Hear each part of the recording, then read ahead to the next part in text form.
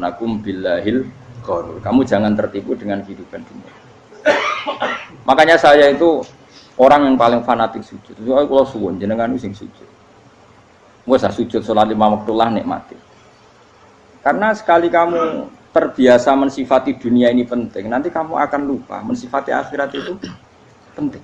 Dan itu awal kamu tergelincir dari ansawa isabil, dari jalan yang benar. Makanya tadi pepatahnya orang sufi apa? An-nasu niyamun wa idza matu indah. Manusia itu tidur, kalau mati baru. Terus contoh kedua begini. Kenapa Allah begitu murka ketika orang tidak mengerti hak-haknya Allah? Bukan karena Allah anarkis atau keras, tidak. Memang secara akal pasti begitu. Saya sampai tak beda ini. Ya contoh gampang-gampang saja, tak wari logika. Kalau ada orang buta lewat kemudian nabrak tembok, karena apa dia? Karena buta kan? Buta itu maknanya apa? Tidak tahu. Akibat tidak tahu, nabrak tembok. Ya kan? Karena tidak tahu nabrak tembok, karena tidak tahu terjatuh di sungai, karena tidak tahu terjatuh di jurang. Sekarang juga sama. Orang karena tidak tahu pentingnya agama, tidak tahu pentingnya Allah, kemudian dia fokus ke duniawi. Akhirnya ya nabrak tembok. Natijanya sama enggak? Saya ulang lagi ya, orang buta karena tidak tahu nabrak tembok. Orang fokus untuk perempuan cantik atau melihat apa, kemudian dia tidak tahu depannya juga nabrak. Untuk menjadi nabrak itu syaratnya tidak tahu apa tahu. Bisa dua-duanya. Tidak tahu ya sebabnya nabrak, fokus ke yang lain ya bisa. Maka tidak tahu ya sebab nabrak, fokus ke yang lain juga sebab. Nah mata kita, hati kita ini sudah dipenuhi hal-hal yang tidak penting, sehingga kita lupa dari hal yang penting. Kayak tadi kita mau minum kopi saja, fokus sampai meninggalkan anak main sampai jatuh. Berarti minum kopi sebenarnya tidak satu kebodohan, tapi ketika membiarkan anak kecil jatuh itu adalah kebodohan. Sebetulnya makan menikmati dunia itu tidak kebodohan, tapi ketika Anda melupakan Allah itu menjadi satu apa? Kebodohan. Ini disebut kamu jangan terlena oleh kehidupan apa? Dunia. Nah kenapa terlena? Itu kakean delok. Mulane Nabi itu ora tau delok dunia. Nabi, saya ini tak latih gitu di wali, tapi mukadimah. Kulon itu belum pernah delok. Saya pernah punya kakak wakil bupati, punya teman gubernur banyak tuh. Kalau delok susu rawani, mereka khawatir seneng. Nabi itu pernah, Nabi itu jenenge manusia, pernah lewat gitu. Kemudian tonggo-tonggone Nabi kebetulan pas pulang bawa unta-unta banyak. Itu Nabi melihat mungkin 0, sekian detik. Itu dilori pengiran. La tamuddanna ainaika ila ma matta'na bihi azwajam minhum zahratal hayatid. Jadi misalnya koyo Rogen misalnya delok wong numpak Alphard pejabat ana sing bukakno. Enak aja nak jadi wong ngono iku. Kalimat itu direkam oleh Allah bahwa Mustafa pernah ngomong enake dadi wong iku numpak Alphard ana sing bukakno. Tapi kita tetap kirim. Sehingga nanti di akhirat kalimat itu direkam misalnya nanti ternyata yang numpak Alphard misalnya nyuwun sewu misalnya yang numpak Alphard tadi tetap di neraka, kamu ya ikut di neraka. Karena dia menikmati Alphard lali akhirat, kowe yo ngangen-angen kepengen seperti itu. Maka poinnya sama. Kalau mlebu neraka bareng. Terus ada orang sujud di musola, melarat sujud. Kowe gak pernah enake dadi wong iku. Padahal sujud itu yang menjadi orang masuk surga. Terus kowe ditakoki ning akhirat. Kowe tahu angen-angen dadi wong sujud mboten nate. Tapi kayak tahu angen-angen mewah nate. Yes, seneng ono kira-kira gitu. Ya iku latara undal pas kowe roh ilmu yakin pas wae mlebu neraka. Iki mulane tak ajari dini kiat-kiat supaya kira mlebu. Makanya latih melihat dunia kok aja kesuwen. Misalnya di konco dadi pejabat. Kalau nanti di keluarga pejabat sampai sekarang pun saya sering punya teman. Mboten nanti kalau melihat bahwa dia pejabat. Karena saya takut dosa. Saya melihat dia seorang mukmin yang sujud, yang sholat. Saya bodoh sekali kalau melihat dia pejabat. Karena itu tidak ada artinya di akhirat. Saya sampai sekarang yang saya melihat presiden orang yang mukmin, sehingga saya harus hormat. Saya melihat bupati orang yang mukmin, sehingga saya harus hormat. Melihat sampean ini wong sing mukmin, malah gue jalalan bareng ini sudah mukmin plus. Jadi rasa tiga kartu pinter gue jalalan. Jalalan gudul bisa gaya bisa. Gudul lu rano mana nih? Oh, anu gak angger wong iso maca kitab apa?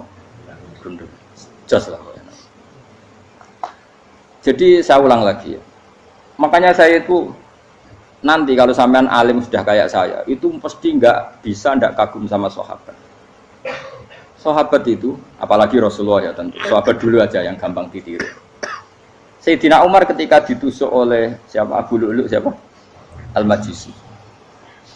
Abu Lu'lu' itu seorang Majusi. Dan Umar itu orang pendendam. Dia orang pendendam. Tapi tentu karena dia orang baik, ya pendendamnya hal-hal yang baik. Coba kalau kamu ditusuk orang itu dendam nggak? Kira-kira sebagai manusia kan dendam.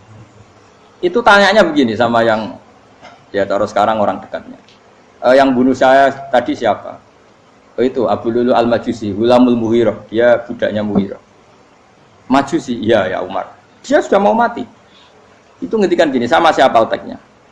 Alhamdulillahilladzi lam yaj'al maniyati biyadi rajulin sajadalaka sajdah yuhajuni biya yaumal qiyamah. Ya Allah, terima kasih sekali ya Allah. Engkau mentakdirkan saya dibunuh oleh orang yang enggak pernah sujud. Kalau saja dia pernah sujud, maka dia berhak menuntut saya dengan sujudnya untuk masuk surga.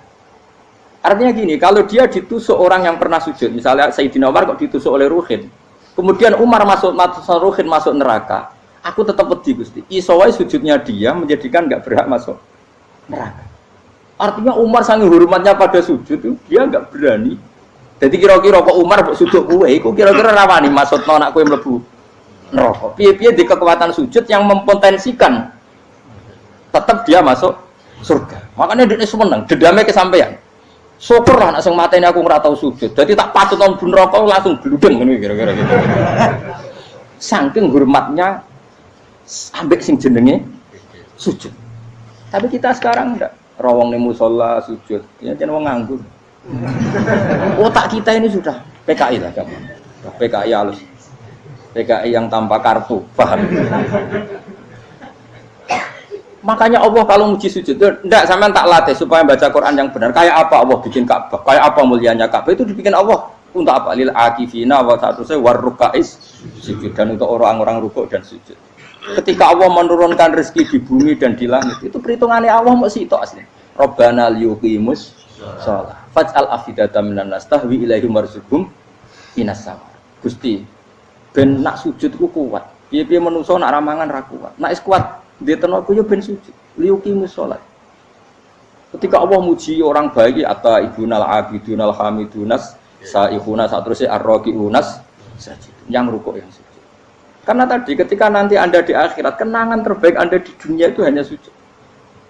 Liane itu, coba misalnya kena akhirat terus video disetel sih, pas kongkoi ini perapatan, bariku ngelamonem disetel, jadi pegawai negeri, ngayal gajinya sakmene, engko sakmene gue ayo, wan terekam kabeh, oh rai sini wong, terus tokoh idola sing duwe wakai, sing tumpakane Alfa, di sekretaris saya, iku mbok neng utakem iku berpuluh-puluh tahun.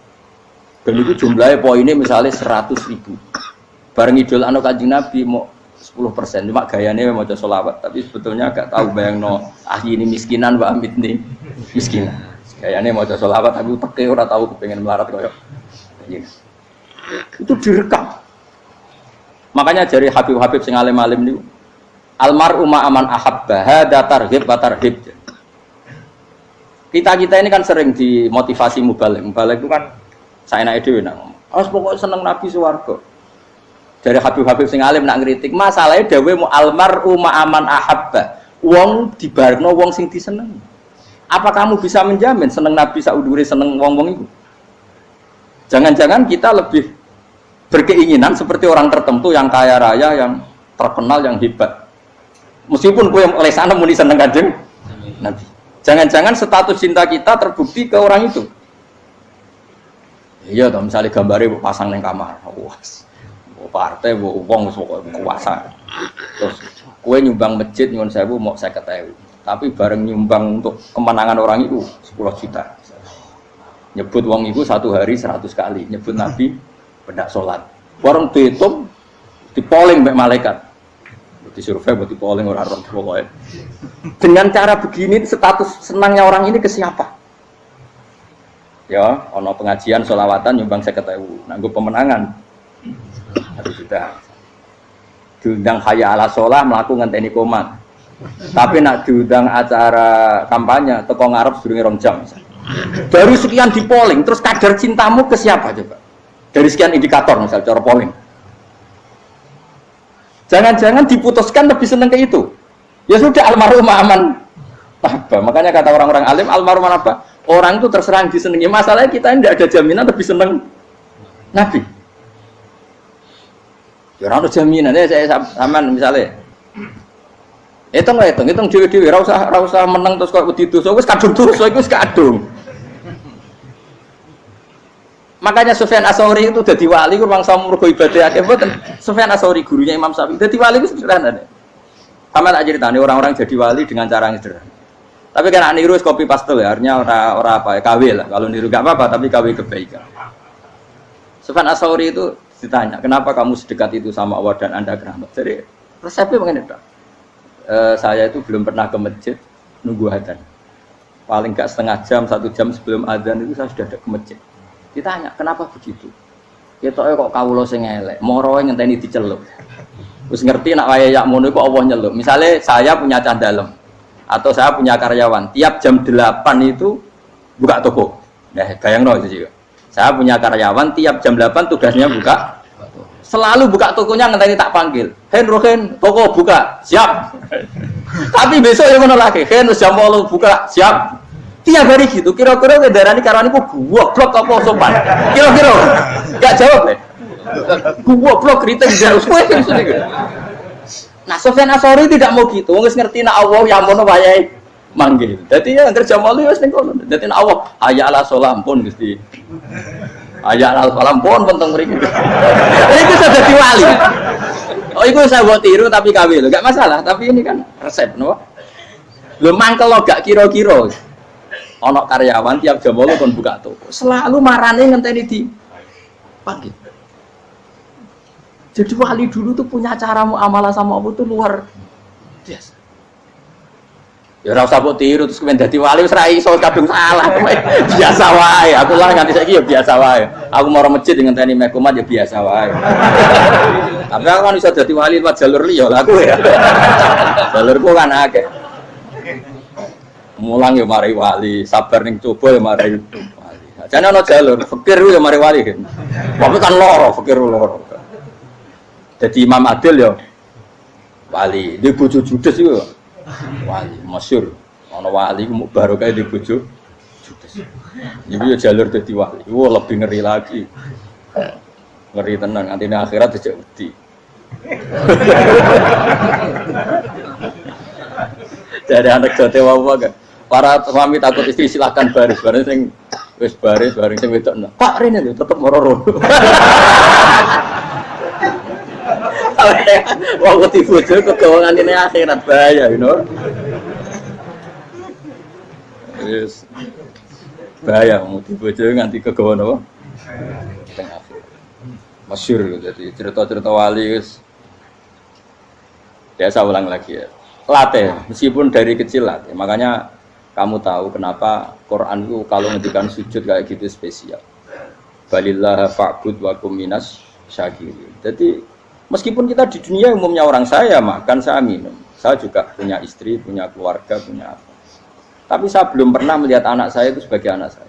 Saya kalau melihat anak saya ini teman sujud saya, nanti yang meneruskan sujud saya. Saya tenan kulon bolak-balik ditanya istri saya dan agak-agak marah.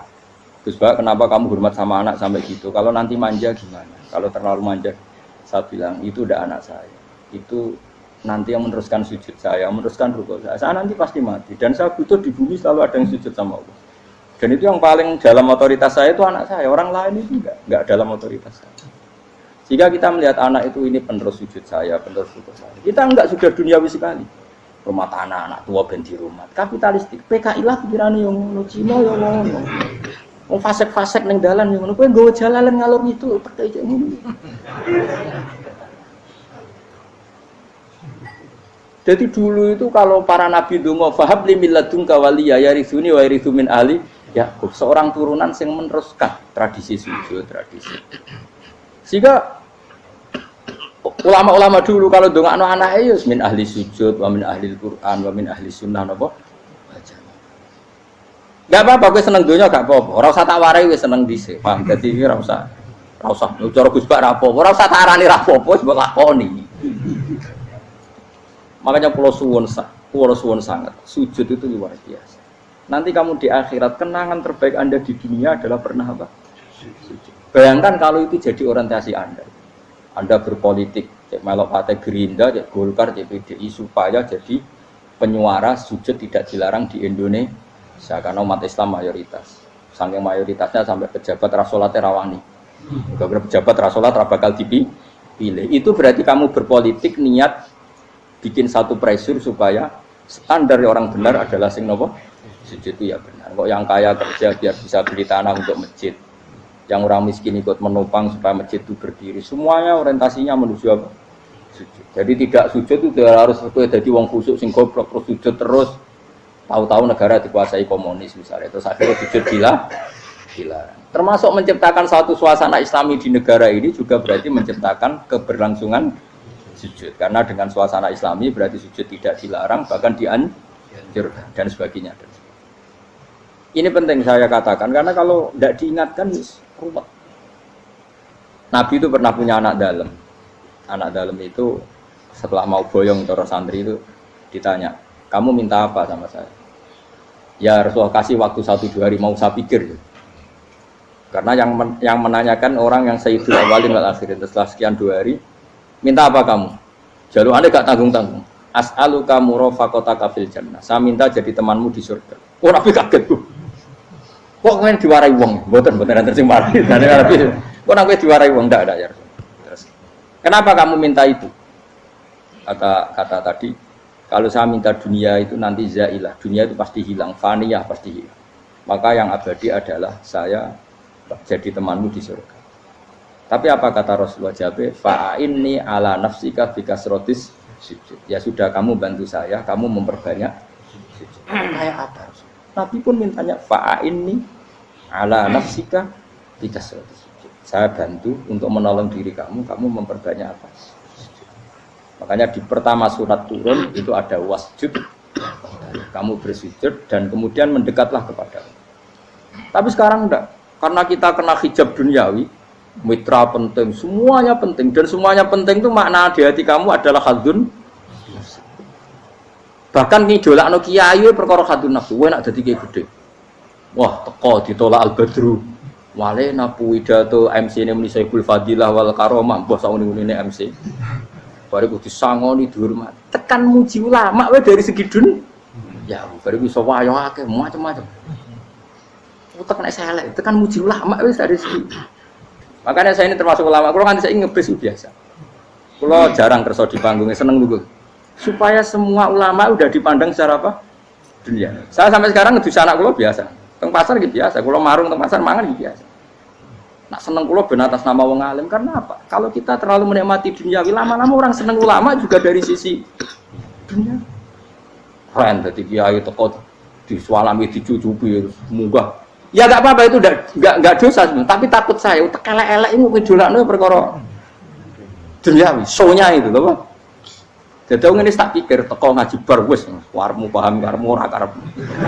Mulan ngarep ra ngaji karemu. Mesti rugi kowe ya, aku tenang ae aku. Ben orang itu latihan ikhlas, napa?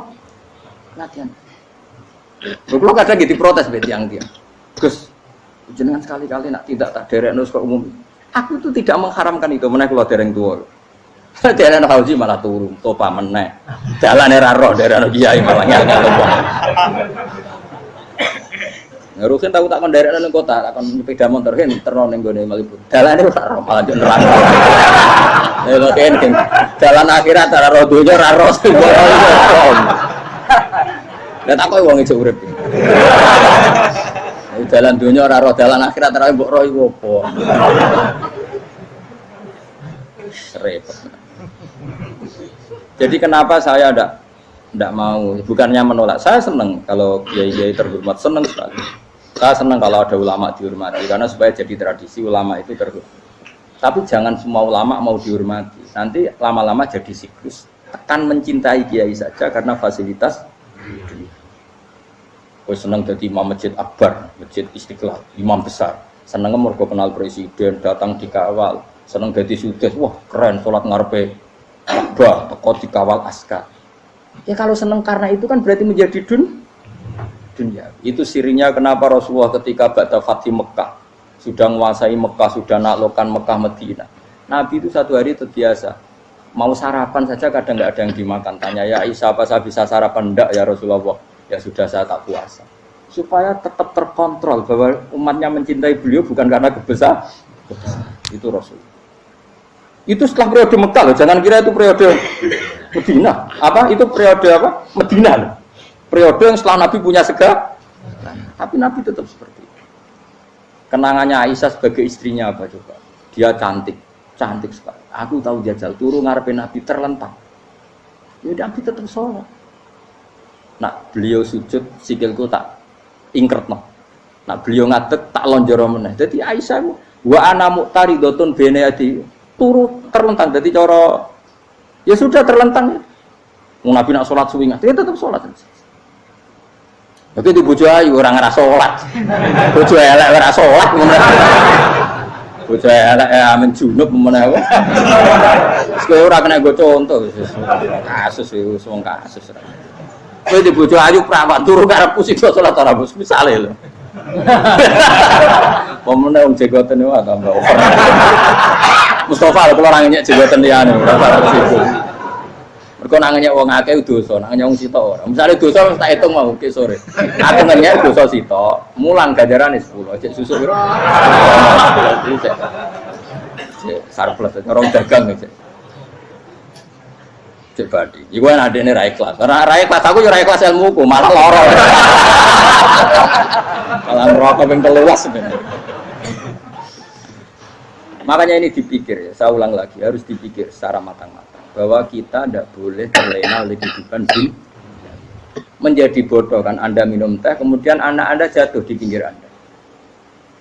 Paham ya? Nah, sekarang menyangkut mukjizat. Ini masih tentang ayat ini, nanti sampean tahu logikanya. Tak bedain, tidak jawab satu-satu aja. Karena iman sarannya harus tahu. Fa'lam itu tahu. Fa'lam annahu la ilaha. Ketika sekarang telur, saya memberitahu misalnya, telur ini udah dipitik, cara kowe mungkin tor. Ayo jawab satu-satu. Mungkin kan? Tapi pertanyaannya, saat telur menjadi pitik kemudian mungkin, dan ayam ini bisa terbang, bisa selingkuh, bisa punya anak turun, itu menjadi mungkin itu kan kamu pun tidak ikut menciptakan. Ikut gak kamu menciptakan telur menjadi ayam? Tidak kan? Kan di luar kudrah kamu, di luar kemampuan kamu. Tapi kamu bilang itu mungkin. Ada onta yang buting, yang sudah hamil sudah. Kamu bilang nanti onta ini mau punya anak dan anaknya nanti bisa jalan seperti induknya. Kamu katakan apa? Mungkin. Tapi saat Anda katakan mungkin, Anda ikut menciptakan enggak? Enggak kan? Tetap itu kudrahnya Allah. Tetap itu. Maka para nabi itu tidak tahu bedanya antara onta yang keluar dari indukannya dan keluar dari batu. Itu syaratnya jadi nabi, syaratnya jadi wali. Nah, saya kira ono nabi. Makanya Nabi Soleh ditakoki, bukti nak kudrah pangeran ubi. Lah kamu minta apa kata Nabi Soleh? Silahkan ada unta keluar dari batu itu. Nabi Soleh bisa. Ya tenan terus unta keluar dari batu. Terus kaumnya gawok. Wah kok hebat tenan unta metu kok batu. Jare Nabi Soleh, ya padha karo unta lahir kok indukane. Bedane apa? Ya beda. Lah bedane apa? Metu kok watu kok ya ora melok gawe. Metu kok indukane ya kowe ora melok gawe. Bedane apa? Tapi tekemu kena hijab, ngono niku ana bedane. Cara nabi-nabi ora roh bedane. Lah kula termasuk warasatul anbiya ya ora roh bedane cara. Waras utek kula niku waras. Lho lha yo misale kowe cara iman seperti itu yakin dadi wali. Wes sama amatir-amatir lah wali swasta lah. Pokoke wis dadi wali. Jadi manusia itu lucu, sesuatu yang dia pun tidak bisa. Iku sok bedakno. Kalau telur menjadi ayam mungkin. Sapi keluar dari indukan mungkin, biji padi menjadi padi besar mungkin, tapi nak watu kok jadi biji padi mukhal. Lu saat yang dikatakan mungkin itu apakah manusia ikut memberi? Tidak kan? Ikut menciptakan? Harusnya kan dia bilang, yo aku menyaksikan itu karena ada kekuatan X yang menciptakan itu. Harusnya dia kalau mau konsisten kan, saya tidak bisa menciptakan telur jadi ayam, tapi ada kekuatan lain yang menciptakan, dan saya tidak bisa. Jadi telur keluar dari ayam ya kita tidak bisa menciptakan, sapi keluar dari induan ya kita tidak bisa menciptakan, termasuk untanya Nabi Soleh yang keluar dari batu besar kita. Makanya semua Nabi itu tidak tahu bedanya, itu bedanya Nabi sama enggak Nabi. Makanya Nabi itu tenang ya, masyhur. Ketika perang Khandaq, Nabi itu kelaparan. Kemudian Jabir datang, ya Rasulullah, istri saya menyiapkan makanan untuk orang 6, karena kambingnya hanya kecil. Maka hanya orang 6 saja yang kau boleh datang ke situ. Tapi Rasulullah dengan santainya, ya ahlal Khandaq. Padahal yang ngeduk Khandaq itu sekitar 3.000, ya ahlal Khandaq. Halumu ilayya, ayo ke Jabir, karena Jabir sona atau aman, bikin makanan untuk kalian. Itu 3.000 orang. Wah, Jabir dimaki-maki sama, sudah bilang untuk orang 6 Nabi, ya apa-apaan orang banyak. Itu mesti tidak cukup, kita mana. Nabi santai, bilang ke istri kamu, Jabir jangan buka makanan itu kecuali saya. Ya, pakai Nabi matur pengiran, Gusti ini cukupkan untuk orang banyak. Sama Allah di ACC ya terus cukup. Karena bagi Nabi, Nabi tahu betul. Sekarang ketika beras menjadi beras, apa dalam kudrah kamu, dalam kemampuan kamu? Enggak kan? Ketika sistem tubuh kita makan kemudian jadi kenyang, apa dalam kemampuan kamu? Kue muni mangan maknane sego bolebokno mulut, terus kue darani punya kemampuan makan. Apa setelah itu kamu mengendalikan sistem saraf kita, sistem urat kita? Enggak kan? Jadi Nabi itu ora bedane, justru itu jadi Nabi. Karena dia enggak pernah terjebak, Nabi enggak pernah terjebak oleh yang dili. Makanya cara pangeran, wa ma min dabatin fil ardi wala ta'iri yatiru bi janahihi illa umamun amsalukum. Ketika orang kafir minta bukti kudrohe Allah iku apa? Kanjeng Nabi didono manuk. Lah manuk terbang bukti kudrohe Allah. Ya biasa manuk terbang, wis suwe nak manuk terbang. Bukti kudrohe ning ndi? Iku tekek wis semper. Lha bukti kudrohe ya kowe ora iso gawe kan? Tapi maksudnya wong kafir bukti kudrohe pangeran gawe unta kok watu. Lah bedane apa mau hale unta kok watu ambek kok indukane? Bedane apa jajan? Wong ibuke unta yang ngrasa gawe. Apa ibuke unta bisa menciptakan anak-anak unta? Kan tidak bisa juga. Manusia juga ada. Jadi itu wis cukup jadi kudrohe. Tapi manusia angger barang sering terjadi darani mungkin. Maknane mungkin dekne sing nentukan mungkin atau tidak. Padahal zaman mungkin pun dia tidak ikut menciptakan. Ini lengkel. Makanya itu kenapa Allah akhirnya bikin mukjizat supaya orang itu ingat kedahsyatan kudrohe Allah. Sebetulnya mukjizat itu tidak penting. Maksudnya tidak penting tadi untuk iman sebetulnya tidak perlu mukjizat. Makanya ketika Rasulullah SAW ingin nuruti mukjizat yang diminta orang kafir, Allah malah ngelingno inna fi khalqis samawati wal ardi wakhtilafil laili wan nar. Sajane ana langit, bumi, ada lautan, ada apa sudah bukti kudrohe. Nah sekarang mukjizat kok ngenteni unta keluar dari apa tadi? Batu, untane Nabi Soleh. Lautan merah di sebelah tongkatnya Nabi Musa terus terbelah. Itu dari mukjizat. Kalau itu maknanya mukjizat karena manusia tidak mampu, apa manusia mampu bikin lautan? Kan tidak mampu juga. Kenapa itu tidak dikatakan mukjizat? Lagi-lagi karena wis kena mataul huruf. Paham jelas ya? Makanya kata Allah, saiki wong ora percaya hari kebangkitan. Alasannya masa manusia jadi tanah menjadi manusia? Memangnya manusia yang sekarang hidup itu dari apa coba? Sehingga nado melok pilek, pilpres, melok dukung mendukung itu memangnya dari apa coba? Dari tanah kan? Mestinya hari kebangkitan sejati ya sekarang ini orang-orang dari tanah sekarang berkeliaran ini harus go jalalan ngalor ngidul maknani. Itu yo kok lemah. Kemudian setelah jadi tanah mati orang engkar, wah ini nggak mungkin jadi manusia lagi. Padahal zaman sekarang jadi manusia itu karena kudrohnya manusia apa karena Allah? Karena Allah. Dan manusia sekarang dari tanah apa enggak? Dari tanah. Harusnya ya berpikir seperti itu. Kalau kudrohnya Allah bisa menjadikan manusia sebanyak ini dari tanah, tentu Allah tetap mampu nanti setelah jadi tanah menjadi manusia. Itu malah kula nu wedi urip nggih wedi tenan. Karena tadi dari hidup menjadi tidak tahu. Annasun wa idza matu tidak tahu. Kita semua punya tidur setelah mati baru karena baru tersadar. Makanya analogi itu penting, kias itu penting. Ya saya beri contoh berkali-kali saya menyontohkan. Sampean tak warai hujah ulama. Nanti pasti sampean taslim itu pasti nyerah. Kalau kamu disebut jeleknya oleh orang lain, kamu mangkel enggak? Mangkel kan? Itu Imam Ghazali gini, kamu tak kasih resep supaya kalau ada orang mengingatkan kejelekan kamu itu tidak mangkel. Apa itu resepnya? Misalnya gini, di baju saya ini, inna fi thawbika akroban wa hayatan. Di baju kamu itu ada kalajengking yang berbisa atau ada ular yang berbisa. Ada orang mengingatkan itu. Kamu terima kasih apa enggak? Terima kasih. Karena ada sesuatu yang bahaya di diri kamu, diingatkan, dan karena diingatkan itu Anda terus bisa menghilangkan sesuatu yang bahaya tadi. Sekarang kamu punya sifat hasud, sifat dengki, sifat riya, sifat-sifat yang buruk. Itu sesuatu yang mencelakakan kamu di akhirat. Kemudian ada orang mengingatkan itu, harusnya kan kamu matur nuwun karena sifat yang buruk kamu diingatkan, kemudian kamu berusaha Wong diingatkan ada kalajengking yang hanya madorot di badan kamu saja kamu terima kasih. Ini diingatkan ada hasud dengki yang madorotnya dunia akhir, kamu tidak terima kasih. Jadi itu ulama dulu. Jadi kalau bikin hujah itu gampang sekali. Jika ulama dulu kalau berdebat kemudian diingatkan temannya, kalau dia salah misalnya, itu ya tenang saja. Karena mereka cukup punya akal, punya analogi untuk nganggap itu biasa. Kayak diingatkan ada kalajengking di tubuh kamu. Kamu matur nuwun enggak sama yang ingatkan? Tadi saya ngaji sore, ngaji di sini cerita. Kila itu Imam Ahmad. Itu mudah mereka iman sama Allah dan Rasul. Maka na yu'minu billahi wal yaumil akhir falyukrim apa? Jaru. Kalau kamu iman sama Allah dan Rasul maka muliakan tetangga. Itu ada seorang ulama dipanggil tetangganya, ayo ke rumah saya. Setelah sampai, dah pulang saya tidak jadi butuh. Sampai di rumahnya dipanggil lagi. Ke situ lagi, dah pulang lagi saya sampai 3 kali.